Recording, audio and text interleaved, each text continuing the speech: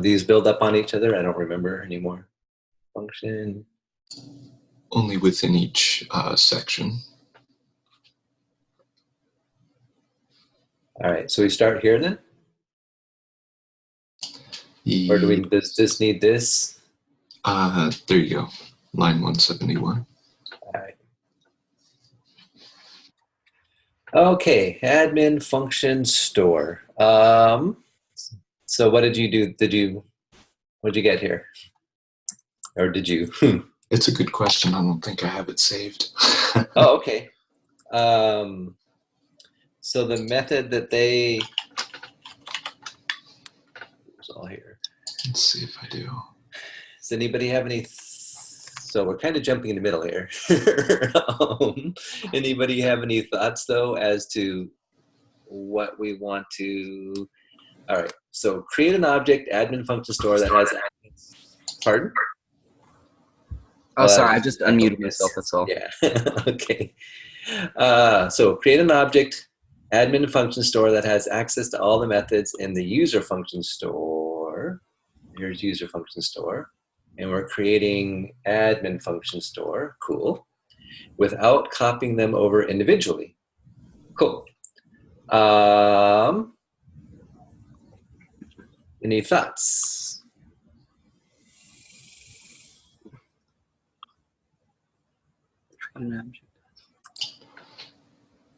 Would you mind dropping the link to the CS bin again? It's not a problem. Been a little while since I solved it. So admin function store should inherit from user function. Oh, these are some weird names. It's all right. So admin function store should have no methods of its own. It should just inherit from user function store. Mm-hmm. So that's the concept. It's been a while since I've worked with just regular objects, but JavaScript is really just objects all the way down. Yeah, prototypal inheritance, whatever that means. But yeah. So we can do an object create here. User function store. Mm-hmm. That will make one of them. And I think I just used the new keyword when I did it. Okay. And okay. Yeah. There are differences that I'm not well enough versed in to discuss right now. Mm-hmm. So let's go on to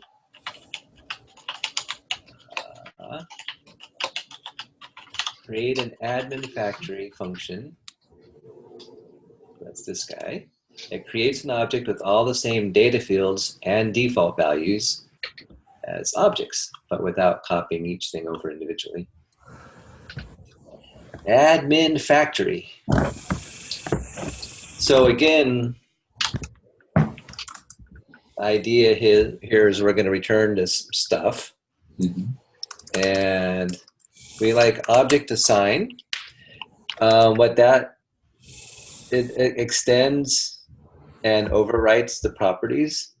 So it's going to grab the stuff and put the new data in and add whatever extras are necessary. So user factory takes a name and a score. And admin function store is the thing that we're putting in. And user factory creates an object with all the same data fields as objects. Type. Okay, and so the user factory is of type user, so we're making an admin factory. So let's make the type admin,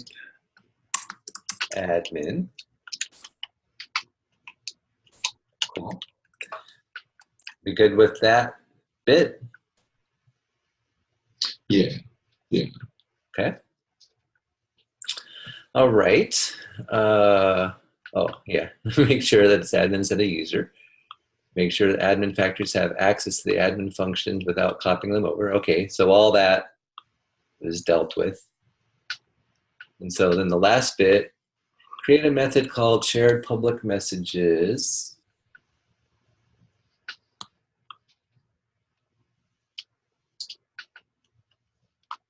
Guess we should test it. Run code. Cool. Wait, what? Welcome. Yeah, stupid thing. Doesn't move. Oh. Mm-hmm. Yeah, it says welcome user. I don't know if you guys can see, Yeah. but it's not supposed to be user because we did admin. So this is just wrong. Admin. So good enough. Okay. Oh, that's the wrong one. It's line 183 that says I'm an admin. Yes, sorry. So wait, say type 184. Oh, share public message we haven't done yet. Got it. Oh, hello world. Okay, that's up here somewhere. All right, sorry. You're fine. Okay, share public message. So maybe this is supposed to be user. This is not the best code editor anyway. I think it looks lovely. This is a custom built thing for Codesmith, which is where we borrowed these exercises from, in case anybody was curious. All right, so share public message.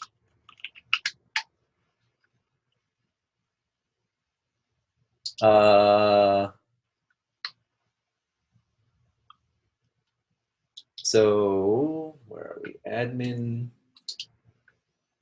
Don't need that. Oh, we're supposed to make it after this. All right. So this is supposed to be called share public message. So where are we adding this to? Line 179, I think. I guess it doesn't really matter. Yeah, no, I mean which. So we're creating a method, which means it's got a, I don't know, parent class or whatever. So who's the parent class? Or what are we attaching this method to, I guess is maybe a better way of saying that. Let's see. We're going to attach that to the admin create a method.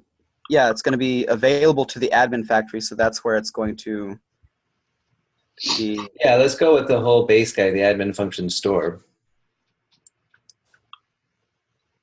So because these guys, right, are going to be building from that. So we'll go all the way up to the granddaddy. Okay. And then we're creating share public message. So what's next? So we've got our parent thing. We're adding a method. So what's a nice clean way of putting this method in here? Could you just do admin function store dot say, what was it? Share public message. Yep. To parenthesis arrow function, however you want to declare the function. Yeah, I think we're going to use, I don't care. So what do you want to say? You could just declare, excuse me, an anonymous function. Yeah, you want to do ES6 or old school? Doesn't matter, I don't think. Yeah. In this case. Huh? In this case, I don't think it matters. Yeah, I agree. Which one do we want to use? We could just go with ES6. Okay. So we put, oh, I'm sorry, parentheses, and then a fat arrow, and then bracket, and then console.log, welcome users. welcome users. Yeah, and that's it. Whoops, except for, put that down there. Share public message. Oh, we need to.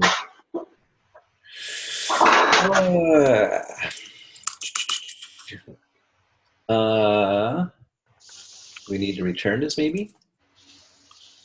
Welcome. Function.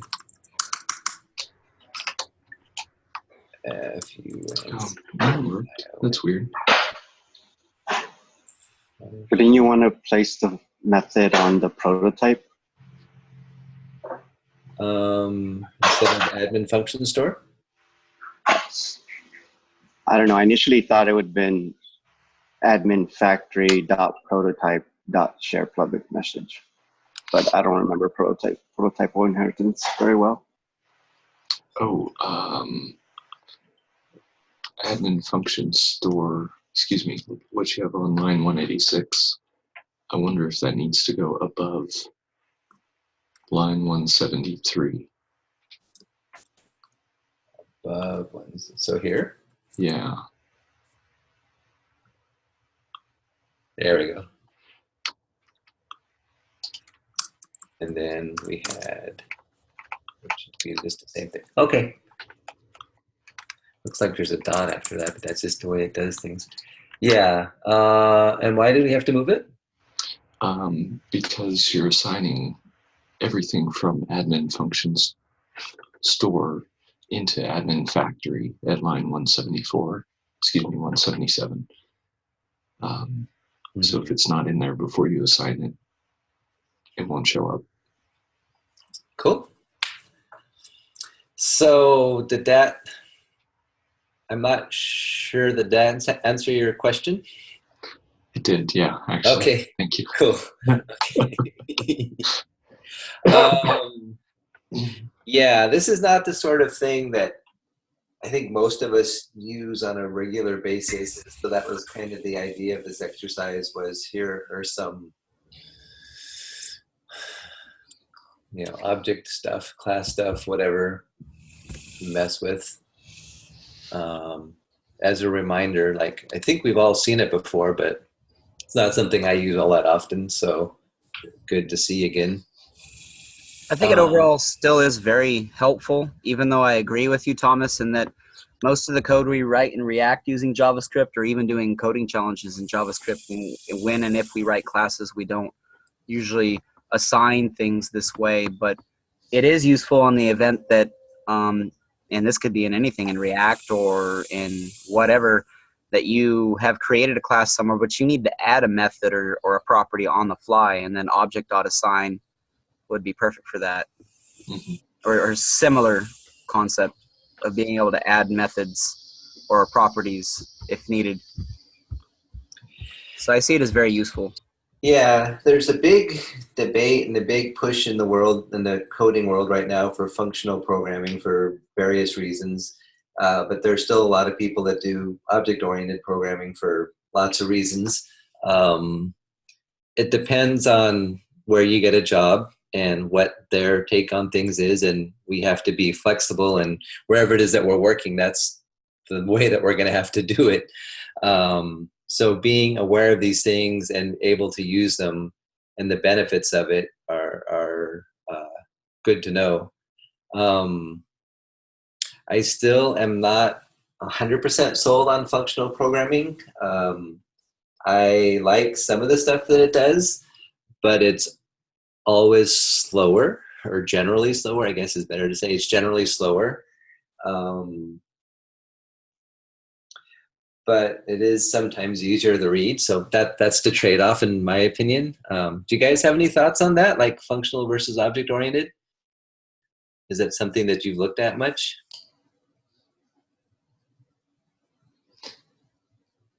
Wow. Okay then. It's worth a little bit of The only looking. real difference I see Uh-huh. between functional and object-oriented, from what I can see, object Oh, you're breaking up, Sean. Are you with us?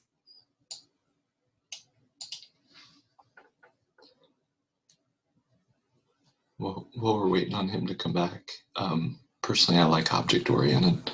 To me, it's easier to read because you wind up labeling everything. It doesn't take up as much room, and it just kind of makes more sense in my head. Yeah, I'm here. Oh, there he is. Yeah. I was saying object-oriented is really, to me, like functional programming, just with a little more data hiding or data encapsulation, or certain methods or functions and properties. Stuff is only available to that class, whereas in functional, it seems like it's easier to mess up and have data that's available to functions that shouldn't have access to it, I guess. I don't know. I prefer object-oriented because that's really what I started with, but I'm sure functional has its advantages too. Yeah, one of the things that's pretty common is whatever you started learning is whatever is the way you're most comfortable with, because you've got the most experience with it, you've seen it a lot, and that's your comfort zone. So that totally makes sense. Then yeah, there are, I don't know, there's just an article. Let's see if we can do some live. Oops. See if I can type. Oriented programming, the $1 billion mistake. There's a recent article just tearing it apart. Yeah. Which I haven't actually read yet, but so this guy is not. Oh, wait, this is null reference. This is Share. different. Would you share that link on the channel, please? Yeah, this isn't what I thought it was though. This is talking about, or maybe it is, I don't know. Object. Yeah, I don't think this was the object-oriented one. Did I click on the wrong link?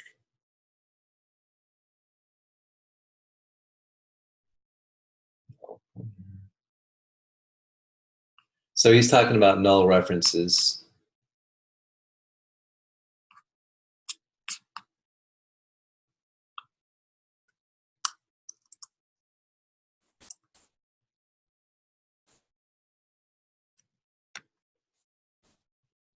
Anyway, I'll find it and post a link.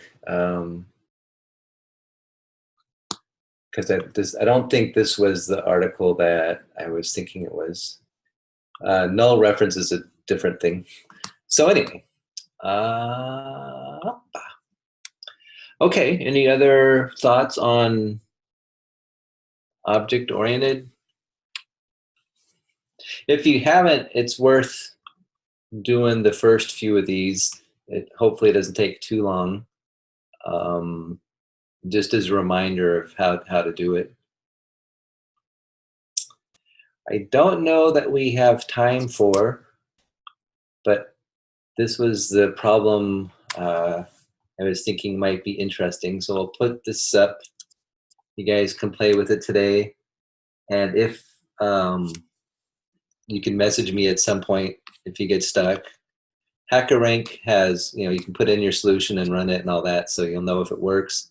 But if you get stuck, definitely reach out. Oh, bonus problem.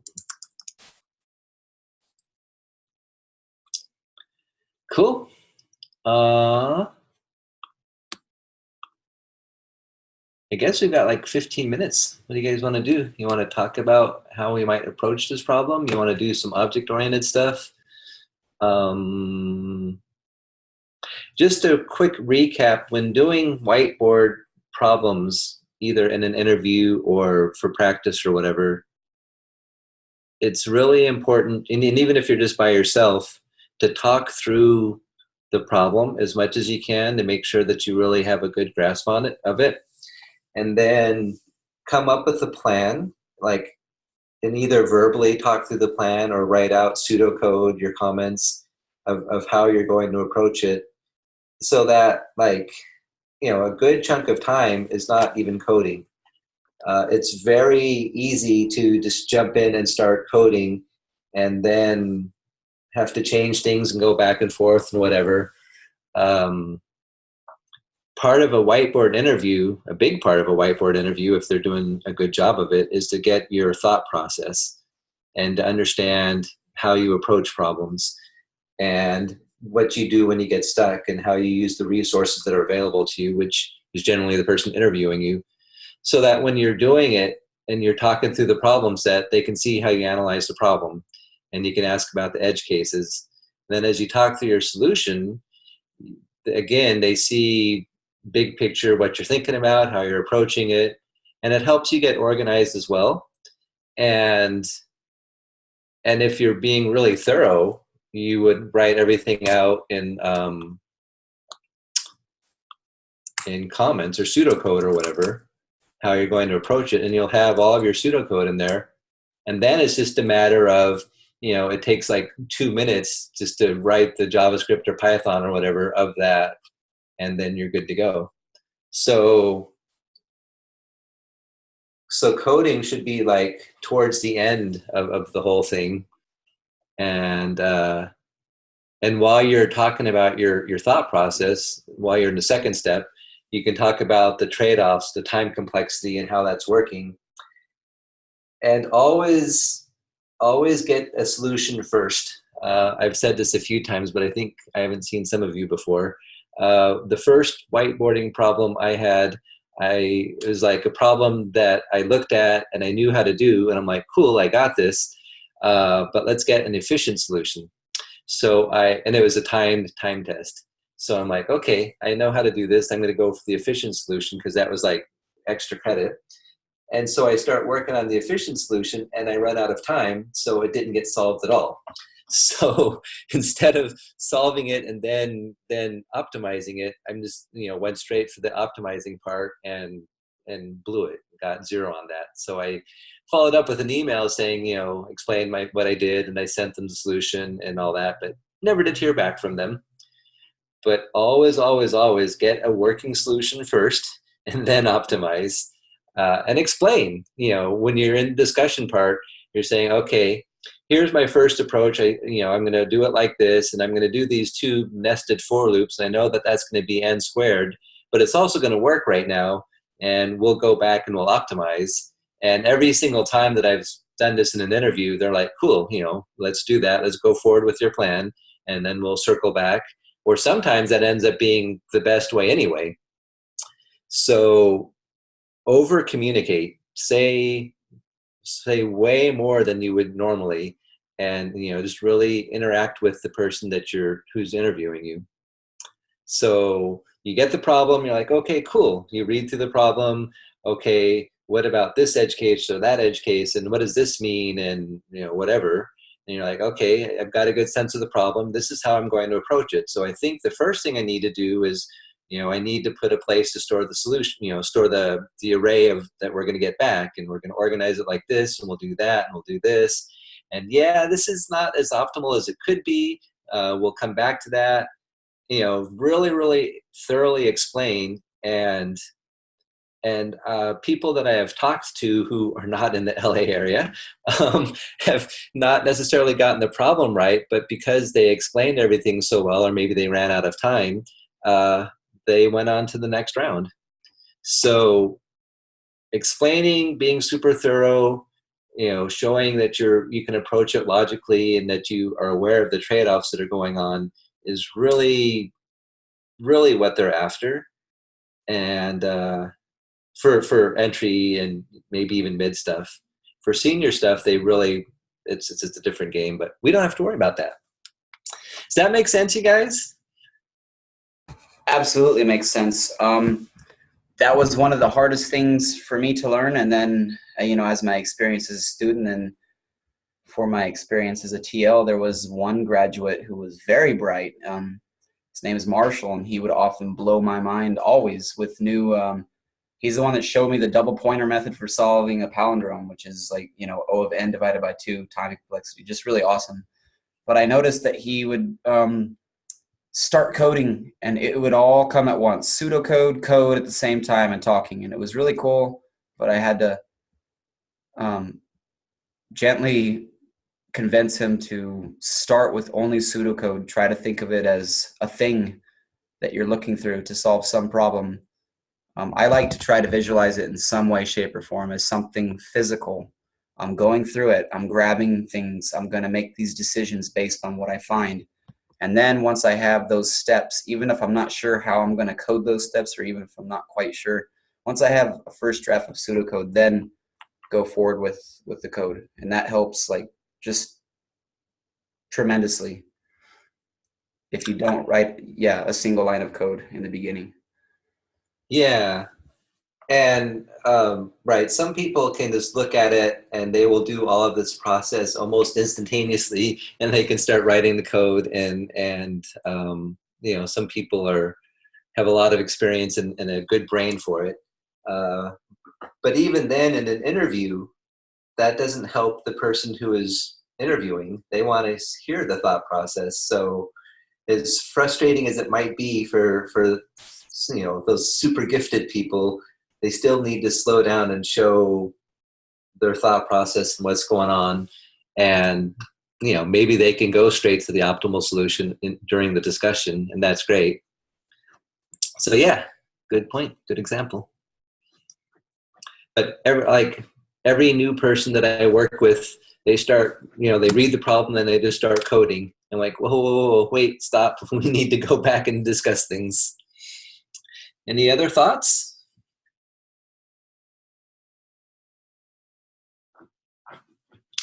Okay, well, if you are interested, check out the Climbing the Leaderboard problem. It's rated medium, so it will perhaps be harder than some of the other ones. If you want hints or if you want to discuss it, reach out. That would be fun. And have you guys used HackerRank? It's a little bit. Yeah, you change it to JavaScript, and then you can just start typing in here, and then ignore all the rest of the stuff. It's just how it reads the file. Then you just run code, and it will test it, and you'll get your stuff. Cool. Well, I think we have until 9 o'clock for the next thing, so you can take the next 8 or so minutes to get some water, get up, stretch your legs, do whatever you need to do. And thank you all for coming, and we'll see you in about 7 minutes here. Thank you, Thomas. Thanks, guys.